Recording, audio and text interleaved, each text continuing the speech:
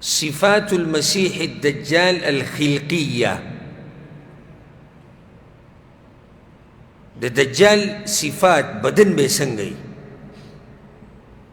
د الله په توفیق سره یو څوارلس پنځلس صفات به درته ذکر کوو چې هغه به یقیني انشاءالله صحیح حدیثونو نه.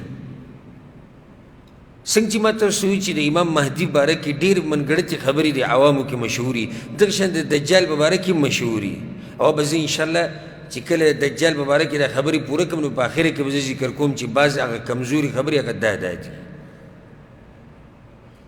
ومنګ چې به کومه خبره ذکر کوو بتوفیق الله سبحانه وتعالی نو هغه به د حدیث نه واضحه خبره به وي، او دا زمونږ منهج دی او دا مسلک دی او دقه زمونږ مذهب دی. خبره او د هغې سره دلیل، خبره او د هغې سره دلیل. او په دې خبره باندې ډېر موږ سره نه لګي، خفه به دي مړه دا دلیل او دلیل. نو دې د اوسه پورې خو خصوصا دي اهل بدعو بیا جامد مقلدین چې کوم دي دوی خو د عوام بس په دې خبره باندې راټینګ کړي دي چې مولا سوی ده صحیح دي، دلیل مطالبه به نه کوي او نه به دلیل غواړي او نه به مولوي صاحب دلیل ذکر کوي. نو که هغه د لیلا مجنون قصه راواغسته او که هغه بله قصه راواغسته او که هغه دا وي چې زه په حوال وتمه او که هغه دا وي چې زه پیغمبر مې ولیدو په ویښه او که هغه دا وي چې اولیاء الله مې په ویښه ولیدو او که هغه دا وي چې پلاني واده نه وکړه او پرتوګ یې 40 کاله نه وکړه او 80 کاله نه وکړه ته به څه نه وې؟ ته به صرف د لاندې نه څه اواز کې سبحان الله بس دقه یو اواز به کې نور د مولا صاحب مرضي ده چې څه یې وکړو. نه نه خبره دلیل قل هاتوا برهانکم پیغمبر ووایه د اهل کتابو ته چې دلیل راوړي په خپله خبره. زموږ شریعت بنا په دلیل. اولنۍ نښه یاد یې کړي ځان سره چې دجال ځوان سړی دی. دجال څه دی؟ ځوان سړی دی. په صحیح مسلم کې حدیث دی، اوږد حدیث دی د نواس بن سمعان، په هغې کې دي انه شاب. هغه دجال څه دی؟ ځوان دی، شاب. یو حدیث کې داسې راځي سبحان الله چې پیغمبر صلی الله علیه وسلم کله قصه ذکر کوي د تمیم داري د ملاقات ته نو په هغې کې دی چې فاذا هم بشیخ نو د هغوی ملاقات د یو مشر سړي سره وشو. چا سره وشو؟ د مشر سړي سره. او مخکې موږ څه ووي؟ ځوان دی. اوس یو حدیث کې بوډا راغی یو حدیث کې ځوان راغی او بیا درته دا خبره کو بغیر د علماو نه ګزاره کېږي. چې تاسو ځان له به ګورئ کتابونو کې چې دی به بوډا یې که دی به ځوان او دومره کتابونو به شاړې راړې کوم ځای کې چې زموږ د عوام د خپلو دنیوي مسلو نه خو دمه شي اول که نه بیا راشي وایي مزې ټولې دې مریانو وکړې ښه په پسته کرسۍ ناستې او ښه ایسي ورته چلېږي او خبرې کوي. د هغه د ملا تیر مات شي د علم زده کولو کې هغه په دې پسې وخت لګوي، هغه دې پسې پیسې لګولي، هغه سفرې کړي، هغه د مور پلار نه جدا پاتې شوی، هغه د خویندو وروڼو نه جدا پاتې شوی، په مدرسو کې په یونیورسټیانو کې نورو ملکونو ته تللی، هغه علماو ته زنګنان مات کړي، هغه هر څه پرېښودي ناسې علم کوي. ته د شپې پروت یې اوده په دې غم کې چې سهار به راپاڅم او بیا به څه لځم مزدورۍ له او هغه په مکتبه کې ناستي او دا کتابونه اړی راړی چې امت ته یو مسله وښیه به مزې وکړي او پسته کرسۍ ناستي. دا مزې چې ول الله ورکوي خو دا خلک حقدار دي د مزو، الله دې وله ښه مزې ورکړي. علما په مزو کې موږ پې خوشحاله یو ځکه چې زموږ سره قیمتي سرمایه د دې امت هغه دغه علما دي. ډېرو سلفو نه دا خبره نقل ده که علما نه وی نو موږ به د زناورو په شان وی. الله دې زموږ کوم حق پرست علما چې مړه دي الله دې ټول وبخي، او کوم چې ژوندي دي الله دې د هغوی په ژوند کې برکت واچي. نو دې سره به څه کوو؟ یو حدیث کې دی بوډا دی او بل حدیث کې دی ځوان دی. نو چا خو دا ویلي دي وایي دغه روایت زورور دی د کوم کې چې دی ځوان دی، نو دا د بل نه صحیح شو. خو دا داسې جواب دی چې ځان یې دې مسلې نه خلاص کړی دی. بعضو علماو دا جواب کړی، دا ډېر ښکلی جواب دی. اصل کې دجال چې دی د ځوان دی، ښه زورور سړی دی، خو دې دغه ځي کې بند کړی شوی دی، په دغه جزیره کې تړلی شوی دی. نو د هغې د لاسه د دې ډېر یوازې کېدو د لاسه او د دې سختې د لاسه داسې ښکاري لکه بوډا شوی چې. نو کوم روایتونو کې چې ځوان راغلی نه هغه په اعتبار د اصل راغلی چې اصل کې سړی څه دی؟ ځوان دی. خو دې یوازې پاتې کېدو او په دې جزیره کې دې تړلو د دې د لاسه داسې ښکاري لکه دا سړی چې څه شوی دی؟ بوډا شوی. نو دواړه روایتونه څه شو؟ برابر شو، جمع شو، واضح شو که نه؟ بیا د علماو په منځ کې اختلاف دی چې دی د آدم علیه السلام په نسل کې دی او که نه، که نه دی شیطان دی. نو یو قول خو مشهور دا دی چې دا د آدم علیه السلام په بچو کې دی. امام ابن کثیر او نور مشرانو علماو دې قول له ترجیح ورکړی دی. او چا دا ویلی دی چې دی شیطان دی په هغه شیطانانو کې چې هغه سلیمان علیه السلام تړلی و. نو په هغه شیطانانو کې یو دا دی، دا دجال. سلیمان علیه السلام تړلی. نو بعضو علماو دې قول له ترجیح ورکړی دی. والله اعلم چې زموږ په زړه مطمئن دی دلایلو په رڼا کې هغه دا ده چې دی د آدم علیه السلام په بچو کې دی. دجال د آدم علیه السلام په بچو کې دی. خو یو صفت ذکر شو څه؟ ځوان دی. دویم صفت دا ذکر شو، دا ذکر کوو چې دی کافر دی او د یهودیت په دین باندې دی. دجال کافر دی او د دین نه څه دی؟ یهودی دی. امام مسلم حدیث راوړی چې پای کې ابن سیاد دا خبره کړې ده، الیس قد قال رسول الله صلی الله علیه وسلم هو کافر؟ پیغمبر صلی الله علیه وسلم نه دی وی چې دجال کافر دی. وفي روایت په یو روایت کې راځي انه یهودي، پیغمبر نه دی ویلي چې هغه یهودی دی. په صحیح مسلم کې دا حدیث دی. نو دې نه واضح شوه چې دجال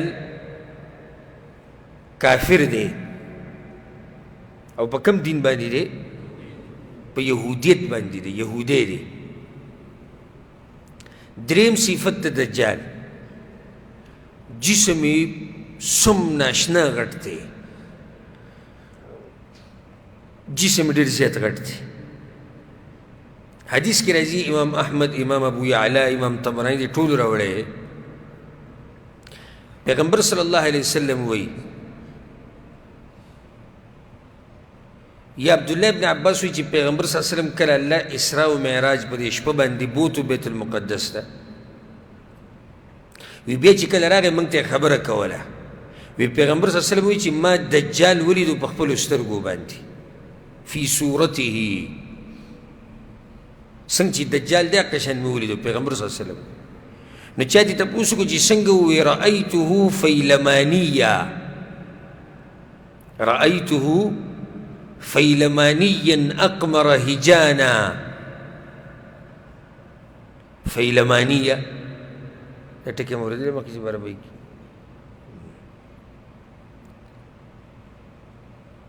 الله دې موږ په عربي ژبه باندې په صحیح معنو سره پوه کړي. ما پروس تاسو چې عربي ژبه ډېره فصیح ژبه ده او په شریعت باندې چې یو سړی ښه پوهېده غواړي او یو عالم په علم کې ترقي کول غواړي، دا یې دپاره د لازم خبره چې دی به د عربۍ په لغت باندې صحیح پوهېږي. نو بعض مولیان چې هغه له به عبارت د عربۍ نه ورځي، بعضو له به د قرآن تلاوت نه ورځي او هغه هم فتوې ورکوي. دا ډېره عجیبه خبره ده. عربي ژبه دا خو د علم په بنیادونو کې یو بنیاد دی، ځکه چې قرآن او حدیث دې ژبه کېږي. نو پیغمبر صلی الله علیه وسلم وایي رأیته فیلمانیا، ما ولیدو هغه فیلماني و، یعنی سم ناشنا غټ جسم چې هغې ته دا ټکی وایي. اقمر هجانا، تک سپین، او د یو سترګې سمه پړقېده د ستوري په شان. کأن شعر رأسه اغصان شجره، دا ویښتې دومره غټو او دومره ببر ویښته لکه د ونو څانګې. نو دې حدیث نه ثابته شوه چې دجال د جسم نه څنګه دی؟ ډېر غټ دی، غټ بدنې دی. یو حدیث کې داسې هم راځي په صحیح مسلم کې دی، ما تاسو ته ذکر کو د تمیم الداري هغه روایت که تاسو ته یاد دي. نو په هغې کې څه دي تمیم الداري څه وایي؟ وایي موږ چې کله هغه دیر ته ورننوتو کوټې ته، نو څه چلو ډېر غټ انسان پکې و. فاذا فيه اعظم انسان رأیناه قط. د دې نه ثابته شوه چې د دجال بدن ډېر بې انتها غټ دی. څلورم صفت د قد نه چیت دی، او پنځم صفت دواړه دلایل یو ځای دي ځکه یې ذکر کوم. پنځم صفت دا دی چې دا ورنان چې کوم د هغه کوم دي یا پنډۍ دا د یو بل نه سمې لرې دي.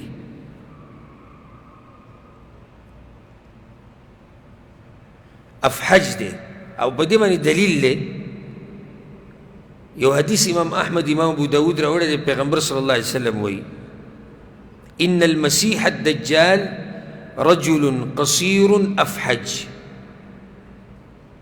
دجال چې دی چیت سړی دی، افحج دی. افحج څه معنی؟ پنډۍ یا ورنانې د یو بل نه څه دي؟ لرې دي. ښه عرب افحج هغه چاته هم وایي ګورئ چې د خپو دا ګوتې چې کومې دي دا یو بل ته نږدې او پوندې د یو بل نه لري، دې ته افحج ویلی کېږي. یا افحج هغه چاته ویلی کېږي چې د خپو کې څه نقصانې ګوړي. دا مسله ما ګوره بیان کړې وه تاسو ته، کم تیز ذهن والی د چا په قصه کې مونږ بیانوله؟ نه نه، همدې قیامت په علاماتو کې یو سړی مونږ ذکر کوو. نه قحطاني نه، کعبه چې ورانې حبشي د هغه تذکره مونږ کړې وه که نه؟ مونږ وایي د هغه خپې به هم دقه شانې افحج به وي. ښه څو علامات شو؟ پنځه. شپږم سر به یې ډېر غټي، سر به یې ډېر غټي. امام طیالسي یو حدیث راوړی دی عبدالله ابن عباس، په کې پیغمبر صلی الله علیه وسلم وایي چې کان رأسه اصله، سر د هغه اصله دی. اصله په عربۍ کې هغه غوټ مار ته وایي چې سم پړسېدلی، نو سر د هغه سم غټ دی. اوومه نښه تندی غټ تندی دی، یعنې دا ویښتې د شا نه شروع کېږي، په تندي له پاسه ویښته نشته دلته. اتمه نښه دا سټ او مرۍ یې سم پیړ دي. نهمه نښه دا درېونه په یو حدیث کې دي ځکه ذکر کوم به په دلیل پیش کوم. نهمه نښه یې دا ده بې انتها بد شکله دی. بې انتها څه دی؟ بد شکله دی. ښه یو خبرې تاسې زما ذهن لاړ، دې درې نښو له خو راځم. مونږ وایو چې د دغه بدن څنګه دی؟ د دجال غټ دی. او بیا مونږ وایو چې د قد نه څه دی؟ چیت دی. دې خبرو کې ټکراو نشته. څنګه بدن غټ دی او څنګه چیت دی؟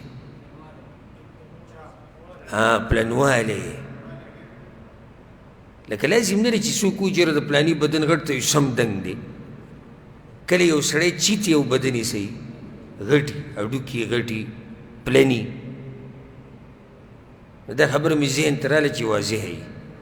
ښه درې نښې موږ ذکر کړي وما اتمه نهه کومه تندی غټ دی سټ او مرۍ یې پیړ دي او بد شکله دی لسمه نښه ورسره بله واله لږ ټیټ دی ملا کې ټیټوالی او دا دلیل په دې باندې اوس امام طیالسي روایت راوړی امام احمد بن حنبل هم راوړی واما مسیح الضلاله پیغمبر صلی الله علیه وسلم هر چې مسیح د ګمراهۍ دی دا څوک دی دجال لیکن فانه اعور العین په سترګې کې عیب دی کاڼه دی اجل الجبهه تندی غټ دی عريض النحر مري پلن دا سټي سم پلن دی فيه دفع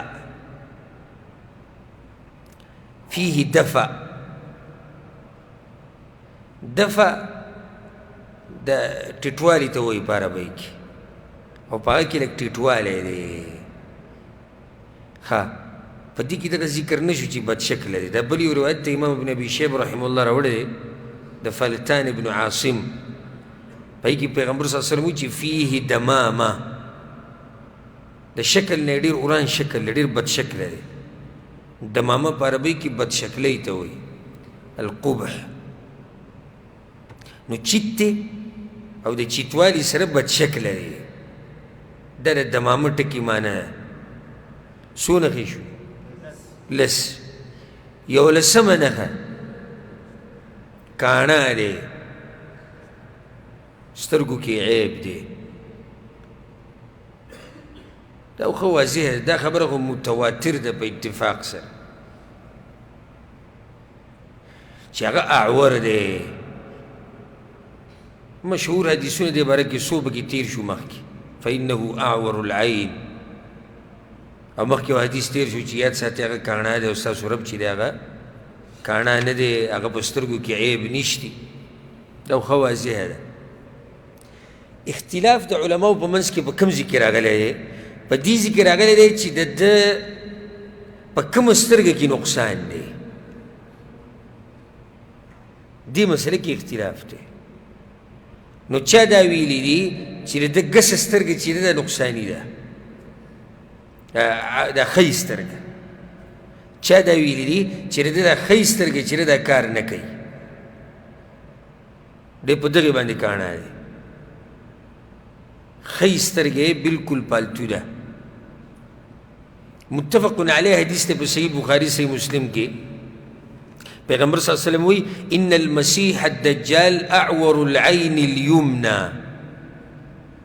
په کومه سترګه کاڼه دی په ښی سترګه کأن عین پیغمبر صلی الله علیه وسلم ګوره د دې سترګې تشبیه ورکړې ده چې د هغه دا سترګې داسې ده كعنبة طافية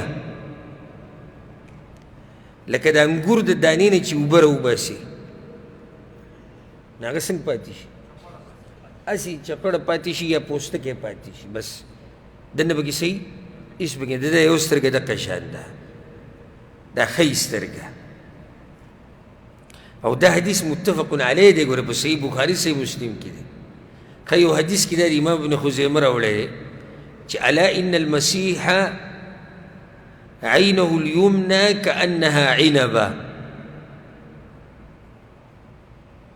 چې دا مسیح چې کوم دی د ده ښی سترګه چې ده دا دغه انګور د دانې په شان دی چې د هغې نه اوبه وځي عينه اليمنى كأنها عنبة طافية یو بل حدیث کې هم راځي امام حاکم راوړی دی چې ان عینه الیمنى ممسوحه مسح شوې ده خرابه ده دویم قول دا دی چې د ګسه سترګه خرابه ده او په صحیح مسلم کې دا حدیث دی الدجال اعور العین اليسرى دجال کاڼه دی او عیبجنه ده د هغه سترګه کمه وه دا ګسه سترګه په یو حدیث کې داسې راځي ممسوح العین الیسرا، دا ګسه سترګې ممسوح شوې ده. امام مسلم هم دغه روایت راوړی دی، امام بن ابي شیبه هم داسې راوړی. یو حدیث کې راځي امام احمد راوړی دی اعور عین الشمال، دا ګسه سترګې خرابه ده. اوس به څه کوو؟ صحیح روایتونو کې ښه او صحیح روایتونو کې ګسه. څنګه؟ دواړه ښه صحیح روایتونه دي. دا بل متفق علیه دی او دا بل په صحیح مسلم کې دی او روایتونه سندونه یې صحیح دي. نو جواب د دې دا دی اصل کې د هغه په دواړو سترګو کې عیب دی. نو دا ښی سترګه چې ده دا خرابه ده بلکل. نو دا ګسه چې یوازې شي هم عیبجنه شوه که نه؟ یوه سترګه عیب نه دی؟ تاسو څه وایئ؟ لکه دا یو خو دننه خرابه ده، دا بله چې یوازې ده او بله ورسره نشتي، عیب شو که نه شو؟ نو خو دا هم عیب شو که نه؟ په ګسه کې هم عیب شو.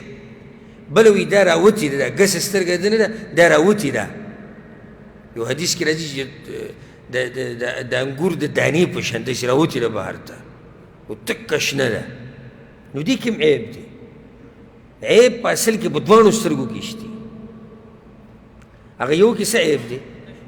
هغه تشه ده، کار نه کوي، بلکل خرابه ده.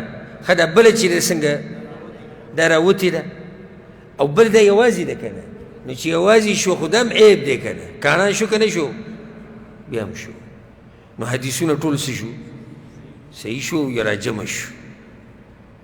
څو نښې شوې لکه 11؟ ها 12مه نښه دا واله په کومه سترګه باندې چې دجال ګوري هغه تکه شنه ده. یو خو خرابه ده، یو ختمه ده. کومه چې روغه ده، روغه په معنی ده چې نظر یې پرې لګي، نو هغه څه ده؟ هغه تکه شنه ده. حدیث کې راځي امام احمد بن حنبل رحمه الله راوړی دی عینه خضراء،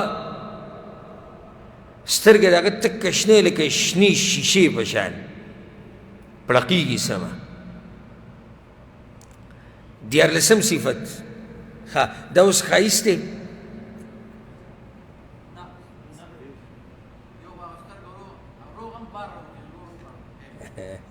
ښایست نه شو که نه؟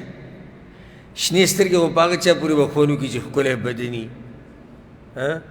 دنګ سړی او ښکلی مخ ول الله ورکړی، ښایسته سړی. بیا هم له سړی چې شنې سترګې دي، نو چې دجال په شان بدني غټ سړی دی او چیت دی او ویښته سم غټ دي، سم ببر او بدشکله او غټ تندی دی او یو سترګې بلکل خالي ده او یوه شتي او هغه راوتې ده او هغه تکه شنه ده. دا ښایست خو نه دی، دا عیب دی. دا ټول عیبونه دي. ځکه درته ویلی کېږي اعور. درته څه ویلی کېږي؟ اعور. ښه 14 صفت یې بل واله د هغه د سترګو په منځ کې لیکلی شوي دي کافر. هر مسلمان به وی که پوهی او که پړی. متفق علیه حدیث دی د عبدالله بن عباس. هغه وی چې انه مکتوب بین عینیه کافر، د سترګو په منځ کې لیکلی شوي دي څه؟ کافر. په یو روایت کې راځي امام بخاري راوړی چې بین عینیه کافر، یو روایت کې راځي کافرا، لکه یو روایت کې خو داسې دي چې کافر پکې لیکلی شوی دی، په بل کې څه دي؟ کاف فرا، داسې پکې لیکلی شوي دي. امام احمد یو روایت راوړی دی چې یقرأه کل مؤمن، هر مؤمن به وایي. امام مسلم یو روایت راوړی دی چې کاتب و غیر کاتب، که دا مؤمن په لیکلو پوهېږي او که نه پوهېږي، خو الله به په دې باندې پوهه کوي. نو دا بله نښه شو. ښه بعض علما ویلي دي دا هسې مجاز دی. نه نه دا حقیقت دی. دا خبر په حقیقت باندې حمل کول غواړي چې هغه په تندي باندې به لیکلی شوي کافاره او هر مسلمان به یې وایي. څوارلسم صفت د هغه دا دی چې د هغه دا ویښته هغه ګلګوتې ویښته دي، هغه تاو شوي چې حدیث کې راځي که امام احمد بن حنبل رحمه الله راوړی دی ان المسیح الدجال رجل جعد. یو روایت کې راځي متفق علیه حدیث دی په صحیح بخاري صحیح مسلم کې دی جعدن لیکن جعدن ټکی مخکې یو حدیث تیر شو که نه چې داسې ویښتې دي لکه د ونو څانګې دومره ګڼ او په یو بل کې ننوتي او تاو را تاو شوي ویښتې دي. یو روایت کې راځي امام مسلم راوړی دی جفال الشعر، جفال الشعر دی. جفال څه ته وایي؟ یعنی ډېر ویښتې دي سم ډېر دي او بیا تاو شوي را تاو شوي دي او په یو بل کې ورننوتي دا ویښته دي. په صحیح مسلم کې یو حدیث دی چې انه شاب قطط، ځوان سړی دی او دا ویښتې چې دي نو دا تاو شوي را تاو شوي دي په یو بل کې ورننوتي دي. پنځلسم صفت یې والا د ده رنګ به څنګه نو یو روایت داسې دی چې دی غنم رنګی دی. امام احمد دا حدیث راوړی دی چې وانه جعد آدم، دا غنم رنګی دی. دویم روایت داسې دی مخکې موږ سره تیر شو که نه چې تک سپین دی اقمر هجانا، تک سپین. ښه په روایت کې داسې راځي فاذا رجل جسیم احمر، امام بخاري دا حدیث راوړی دی چې دا سړی به سوري، یو سړی اوس وایي چې دې سره به څه کوو. ځکه دا قیامت ته علامات او هغه حدیثونه چې د فتنو په باره کې خبرې کوي د هغې دپاره په هغې باندې پوهېدو دپاره جوړ علم پکار وي. ما داسې هم کولی شو چې ما داسې ویلی چې دجال به راوځي او دا به کوي او قصه ختمه شوې. زه غواړم چې زما دا وروڼه او زما دا خویندې په یو یو مسله باندې پوه شي. دې دپاره تاسو ته هرې مسلې تفصیل کوو. نو سور او سپین دا خو جمع کول اسان دي، سور او سپین جمع کول اسان دي. څنګه؟ یو سړی تک سپین دی غوسه شو نو څه شو؟ سور شو که سوروالی پکې را اسانه ده. ښه غنم رنګه انسان چې هم کله غوسه شي نو دا نینګي څه شي؟ سره شي. نو ځکه دې حدیثونو کې ټکراو نشتی. بل پیغمبر صلی الله علیه وسلم په خوب کې هغه لیدلی نه دا کله چې ویلي چې هغه حدیث موږ سره مخکې تېر شو چې هغه غنمرنګې دی. دا یې وایي چې کله دی راوځي په خوب کې چې ولید وی سره سرمنې وه نو پیغمبر صلی الله علیه وسلم دا په خوب هغه صفت بیان کړی چې لیدلی سور دی او هغه به یي غنمرنګې او یا د درېواړو روایتونه داسې جمع کېدی شي لکه څنګه چې اوس مالک صاحب مخکې وویل. اخرنی صفت به ذکر کو په دې به خبره ختمه کو. شپاړسم صفت دا دی چې د هغه بچي به نه پیدا کېږي، بچي به یې نه وي. او حدیث ابو سعید الخدری رضی الله عنه دی چې هو عقیم لا یولد له، هغه عقیم دی بچي نه پیدا کېږي. په صحیح مسلم کې دا روایت شته. نو د دې نه واضحه شوه، د دې روایت نه واضحه شوه چې دجال بچي شتي نشتي. په دې به اکتفا وکړو. څه خیال دی؟ 14 علامات شو. باقي چې کوم مسلې دي پر روان درس کې به ذکر کوو. دا 14 چې یو کس یې ذکر کړي. صحیح په ترتیب ته یاد دي؟ تاسو ګورئ دې کتاب ته. لاولنی نښه یې دا دی چې ځوان دی، دویم دا چې کافر یهودي دی، دریم دا چې چیت دی، دا څلورم شو. دریم چیت دی او غټ دی او څلورم ته ګډوډ شو که نه، ځوان دی کافر دی یهودي دقه شو که نه، کافر یهودي دی. دوه شو. دریم چیت دی، دریم غټ دی. دریم دا چې جسم یې غټ دی نه نه نه دا تاسو ټول ګډوډ ځوان دی کافر او یهودی دی جسم یې غټ دی د قد نه چیت دی پنډۍ د یو بل نه لرې دي سټ او مرۍ پیړ دي بد شکله دی ټیټ دی کاڼه دی په سترګو کې عیب دی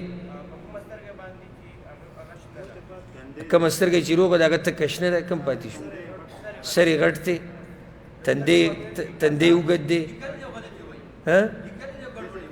زه خیر زه تندی اوږد دی د سترګو په منځ کې کافر لیکلی شوی ویښتې ګڼ ویښته دي ګلګوتي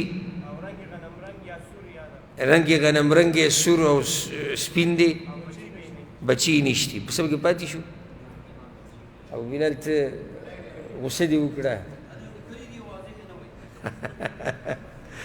دا کله داسې چې سړی په